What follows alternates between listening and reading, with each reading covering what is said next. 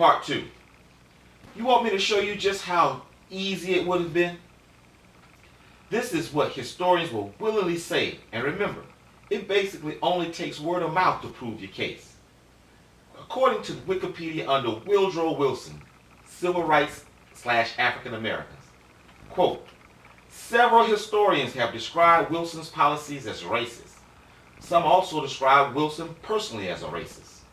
In his book, History of American People, Wilson depicted white European immigrants with empathy, while African American immigrants and their children were regarded as unsuitable for citizenship and unable to assimilate positively into American society. Wilson believed that slavery was wrong on economic grounds rather than for moral reasons. Wilson idolized the slavery system in the South, having viewed masters as patient with indolent slaves whom Wilson believes were like shiftless children. Wilson held contempt for the belief that African Americans could be free and self-governing. In terms of Reconstruction, that was a time they actually considered black people being human and citizens.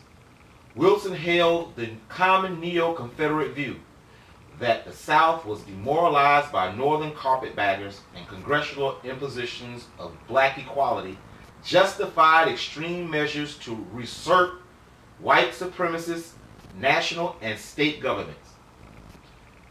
Wilson viewed blacks as related to the animal world, having illustrated an elderly black man with monkey features. Wilson publicly and privately referred to blacks as darkies. It may be important to keep in mind that at the time Wilson referred to blacks Americans as darkies, this was a time you had Klansmen sitting in the Senate and on the Supreme Court. In 1912, an unprecedented number of African Americans left the Republican Party to cast their vote for Wilson, a Democrat. They were encouraged by his promises of support for minorities. However, once in office, Wilson's cabinet members expanded racially segregated policies. Same thing happened with blacks with voting for Obama. Black leaders who had supported Wilson in 1912 elections were angered when Wilson placed segregationist white Southerners in charge of many executive departments and administrations acting to reduce the already meager number of African Americans in political appointee positions.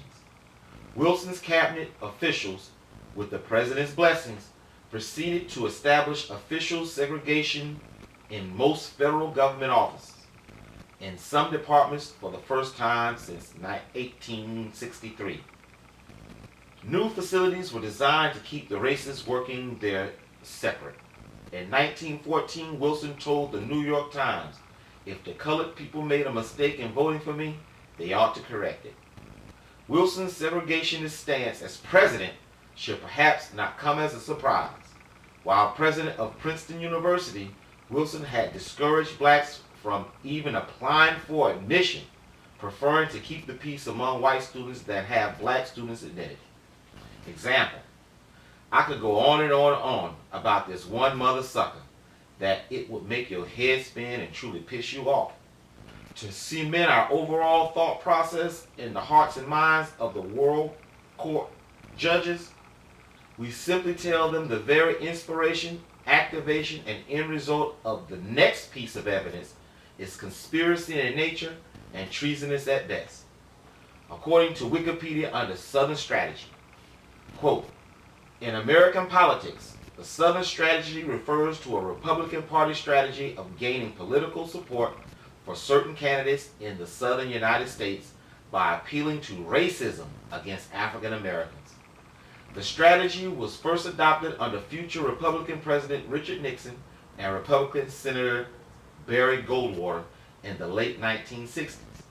The strategy was successful in winning 5 formerly Confederate states in both the 1964 and 1968 presidential elections.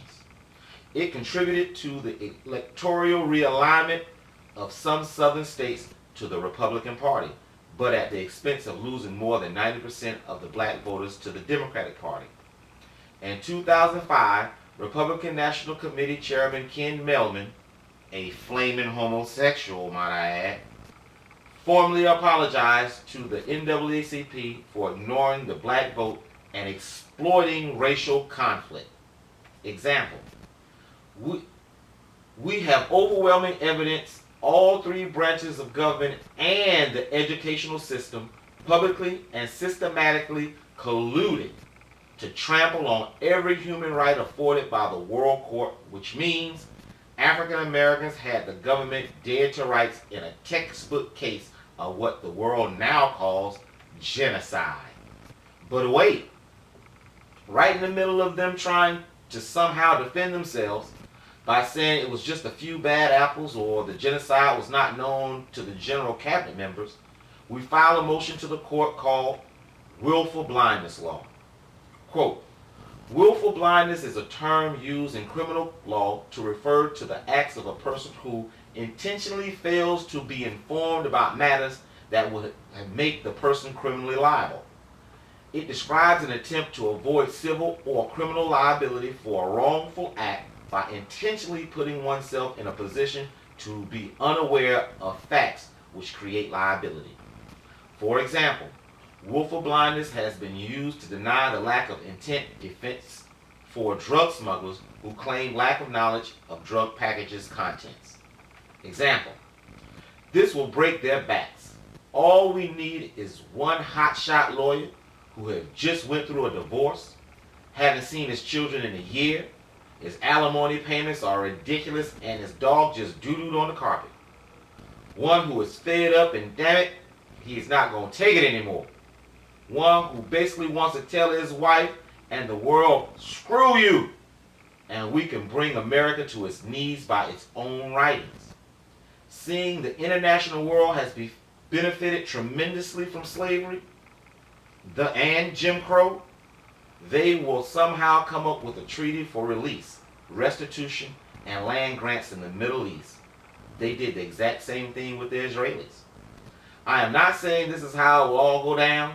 I'm just saying there is clear and present evidence that should be enough to have the world kissing the so-called Africans living in the Americans' ass for eternity. This is just one of hundreds of people we could bring up on charges and one of many different legal avenues that could be explored. But I regrets. I know some of you sympathizers or naysayers want to say we can never win this because of the success blacks have garnered over the past years.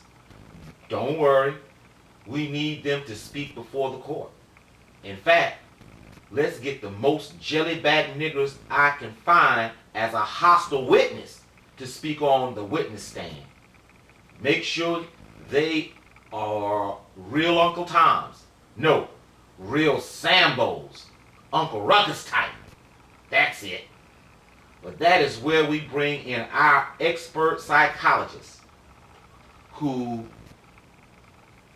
just very simply explains this in Wikipedia under Stockholm Syndrome.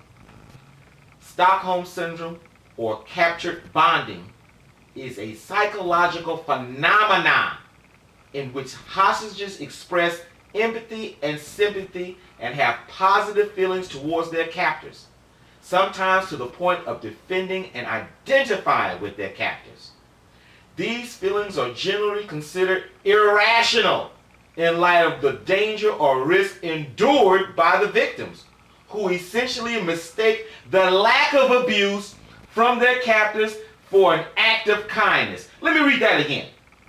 These feelings are generally considered irrational in light of the danger or risk endured by the victims, who essentially mistake a lack of abuse from their captors for an act of kindness.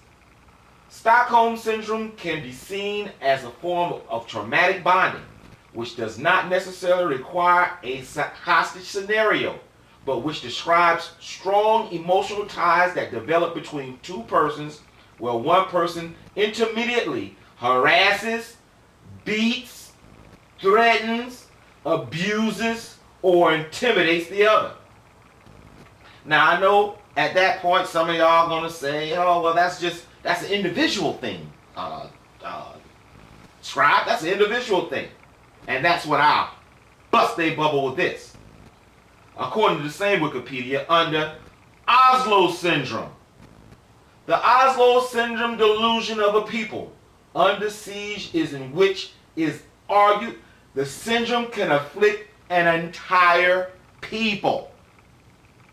Did you get that again? Do I need to say that again? I'll say it again. The Oslo syndrome delusion of a people under siege. And you guys, me, you, black people, so-called African Americans, were under and are under siege.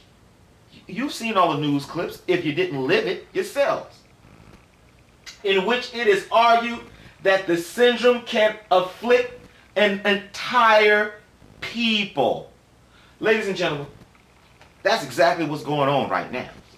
You guys have a psychological phenomenon going on right now where you have identified with your captors and you're taking his lack of abuse, because I know you're saying, well, they ain't whipping us no more. You know, they ain't making us be on the plantation no more. They ain't making us do this no more. Yeah, I understand that, but the lack of physical abuse has absolutely nothing to do with abuse itself. This is a systematic demoralization to African Americans, so-called African Americans. I use Woodrow Wilson, but again, he's just one of many. As we read, as far as the Southern strategy, it was formulated in the 60s during the exact same time as the Civil Rights Movement. So they knew what they were doing. All the Jim Crow laws. I mean, they were laws, for Pete's sakes. Outlining what the world now considers, or considered then in 1948, as genocide to a people. Now, I have a couple of more pretty good ideas. I dare not say them. One, because I'm not trying to further your hope here in America. I actually have prayers for hopelessness. I need us to be down and out and praying to our Creator for help. Not Mr. Charlie, not the white man. So that's where I officially stand.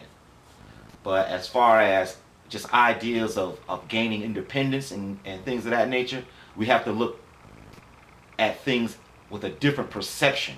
We already know what they're going to say. Yeah, slavery, the slave owners, they lost money too. And that's a legitimate argument, because that will win it. That will a legitimate argument in the law. But we have to look past that and around that to where their arguments have no weigh in on the evidence and at hand. And there's ways to do it. All you got to do is listen to your enemy. I don't know why y'all don't listen to y'all enemies, because they'll tell you. They hate y'all. They don't give a damn. And because they're in power, they feel that they have the obligation, and there's nothing you can do about it. Because you know what? Really, there ain't nothing you can do about it. There ain't nothing you will do about it. Because you guys have amalgamated. And you're trying to do your best to show Mr. Charlie that you can be a good boy. That you can be trusted. Uncle Tom. No, I can't even say Uncle Tom. Uncle Tom actually was a pretty good nigger. You know, he took the beatings for the other ones. Now you guys are Sambos. You guys are that sissy. And I know you love white people. Yeah, American is doomed. Don't they know that? And it is going straight to hell. You're right. Uncle Tom's Cat, look at that. We doing the same thing now. Just skinning and grinning. And that sister, Republican. Really? Got a little cheese and... Yeah, do I need to say anything? I've never seen that movie though. I don't watch those kind of movies. That's your boy, Wallace. Segregation today, segregation tomorrow, segregation always. Not even segregation, segregation. And that's your boy Ruckus. Yeah, he loves Jim Crow. Well, and that's Oslo syndrome. We talked about that. We need to bring that up in World Court. We need to do something. So, thank you for listening. I rambled, but thank you for listening. Oh, that's my boy. That's my boy. Oh my goodness. Have you ever listened to Pastor Manning? If you want oh my goodness, if you want a laugh, that's him. If you want to laugh, man, you gotta YouTube Pastor Manning. He would get your popcorn. You know, he's a work of art. He's a pip. But okay, thanks a lot. Look for the next video.